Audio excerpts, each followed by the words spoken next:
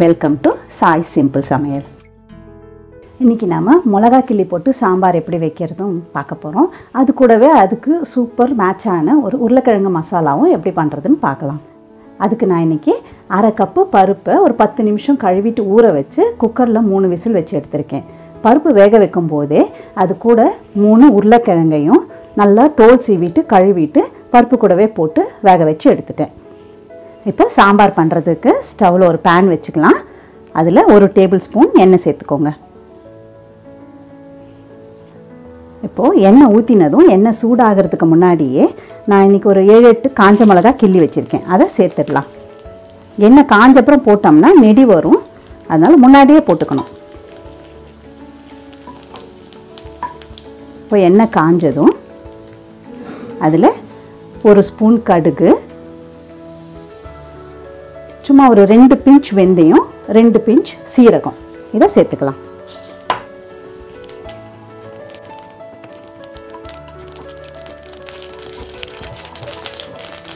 இப்போ கடுகு வெடிஞ்சிடுச்சு.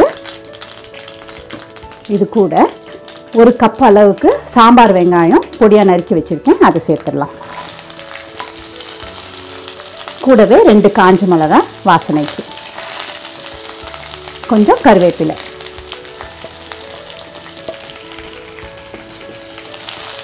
எல்லாம் சேர்த்து வெங்காயம் நல்லா பொன்னிறம் ஆகிற வரைக்கும் வறுத்துக்கணும். நார்மலாக நம்ம சாம்பாருக்கு வெங்காயத்தை ரொம்ப வதக்க வேண்டியதில்லை. ஆனால் இந்த மாதிரி மிளகா கிள்ளி போட்டு சாம்பார் செய்கிறதுக்கு வெங்காயம் நல்லா ப்ரௌன் ஆகிற அளவுக்கு வதக்கிக்கிட்டா தான் நல்லாயிருக்கும்.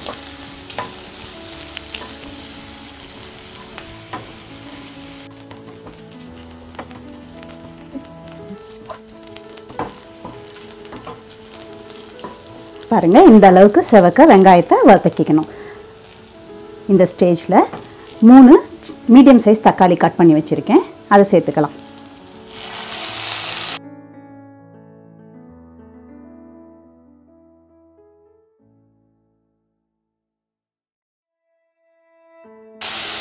இது கூடவே தேவையான அளவு உப்பு சேர்த்துக்கலாம். நான் இன்றைக்கி 1 டேபிள் ஸ்பூன் அளவு உப்பு சேர்த்துக்கிறேன். தேவைப்பட்டால் அப்புறமா பார்த்து போட்டுக்கலாம்.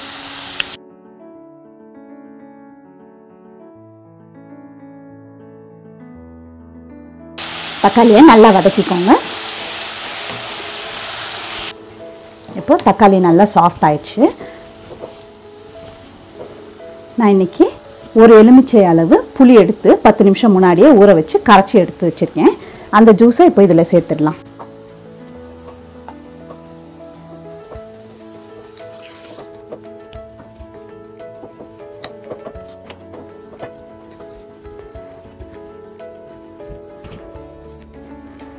இப்போ இது கூட இன்னும் ஒரு அரை கப் அளவு நம்ம தண்ணி சேர்த்துக்கலாம். சேர்த்துட்டு இதை ஒரு மூடி போட்டு நல்லா கொதிக்கிற அளவுக்கு விட்டுருவோம். இப்போ இது கொதிக்கிறதுக்குள்ளே இன்னொரு பேனில் நம்ம உருளைக்கிழங்கு மசாலாவை ரெடி பண்ணிடலாம்.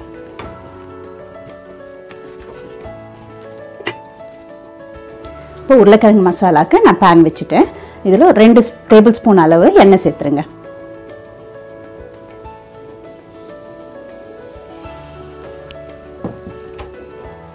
எண்ணெய் சூடாகட்டும். எண்ணெய் சூடானதும் இதில் 1 ஸ்பூன் கடுகு, அரை ஸ்பூன் சோம்பு, அரை ஸ்பூன் சீரகம் சேர்த்துருங்க.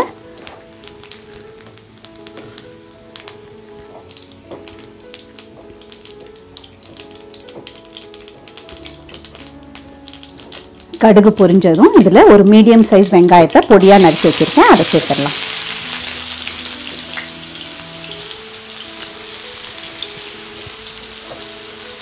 கூடவே கொஞ்சம் கருவேப்பிலை, 2 பச்சை மிளகாய். வெங்காயத்தை நல்லா வதக்கிக்கலாம்.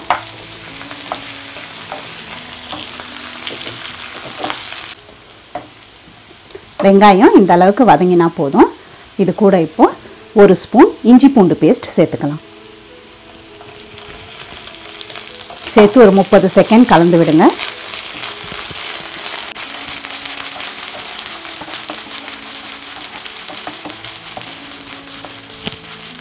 இப்போ இது கூட ஒரு மீடியம் சைஸ் தக்காளியை பொடியாக நறுக்கி வச்சிருக்கேன், அதை சேர்த்துடலாம்.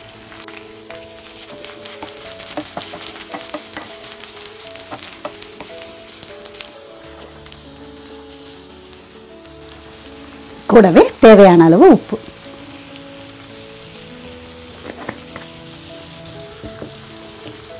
தக்காளி சாஃப்ட் ஆகிற வரைக்கும் வதக்கிக்கோங்க.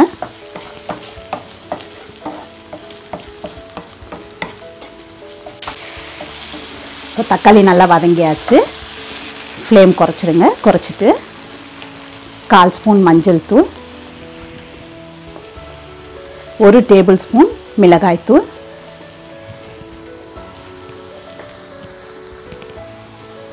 1/2 டேபிள் ஸ்பூன் தனியாத்தூள் சேர்த்து நல்லா கலந்து விடுங்க.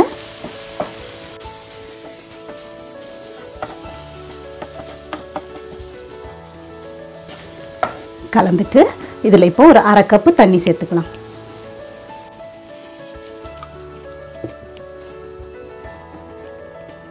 தண்ணி மசாலாவையும் நல்லா மிக்ஸ் பண்ணி விட்டுருங்க. இப்போ இது கூட நம்ம வேக வச்சு கட் பண்ணி வச்சுருக்க 3 உருளைக்கிழங்கையும் சேர்த்துடலாம்.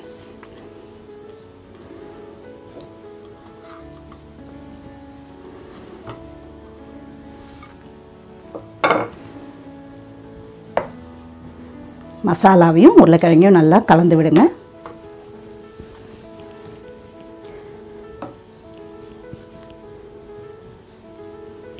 கலந்துட்டு இது ஒரு மீடியம் ஃப்ளேமில் மூடி போட்டு 5 நிமிஷம் வேக வைக்கலாம்.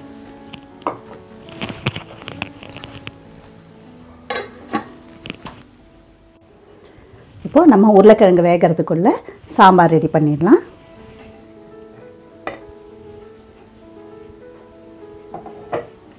புளி தண்ணி நல்லா கொதிச்சிருச்சு. புளி வாசனை எல்லாம் போயாச்சு. இப்போ நம்ம வேக வச்சு கடைஞ்சி வச்சுருக்க இந்த 1/2 கப்பு துவரம் பருப்பை அது கூட சேர்த்துடலாம்.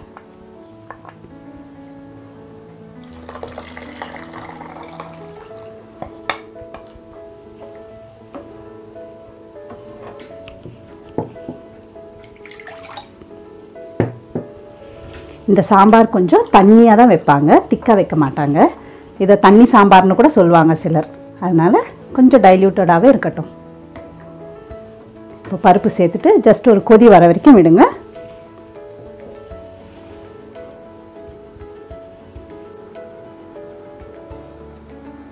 பாருங்கள், சாம்பார் நல்லா கொதிக்க ஆரம்பிச்சிருச்சு. இந்த ஸ்டேஜில் ஸ்டவ் ஆஃப் பண்ணிடலாம்.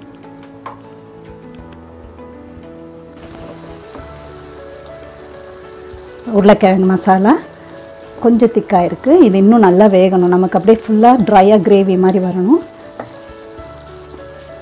ஸோ இது ஒரு தடவை நல்லா கலந்து விட்டுருங்க. கலந்துட்டு திரும்ப மூடி போட்டு இன்னும் கொஞ்சம் நேரம் நம்ம வேக வைக்கலாம்.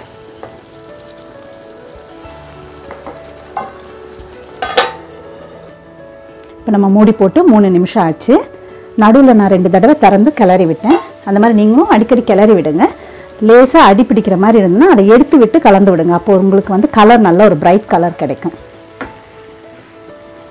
பாருங்கள், இப்போது மொத்த தண்ணி மொத்தமே சுண்டி போயிட்டு நல்லா திக்காயிடுச்சு. இந்த ஸ்டேஜில் நீங்கள் ஸ்டவ் ஆஃப் பண்ணிடலாம். சுவையான மணமான மிளகாய் கிள்ளி போட்ட சாம்பார், அதுக்கு சூப்பர் சைட் டிஷ்ஷான உருளைக்கிழங்கு மசாலா ரெண்டுமே தயார். ட்ரை பண்ணி பாருங்கள். இந்த வீடியோ பிடிச்சிருந்தா லைக் பண்ணுங்கள், ஷேர் பண்ணுங்கள், சப்ஸ்கிரைப் பண்ணுங்கள். சிம்பிளாக சமைங்க, சுவையாக சாப்பிடுங்க.